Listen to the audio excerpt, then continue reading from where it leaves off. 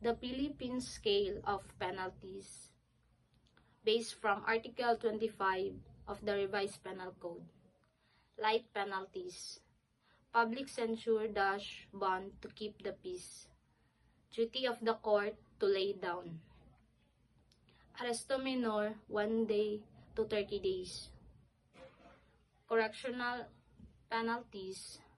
Arresto mayor 30 days and 1 day to 6 months.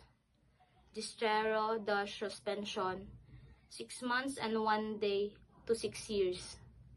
Prison correctional 6 months and 1 day to 6 years. Afflictive penalties. Prison mayor - temporary disqualification 6 years and 1 day to 12 years. Reclusion temporal 12 years and 1 day to 20 years. Reclusion perpetua 20 years and 1 day to 40 years. Death suspended by RA 9346.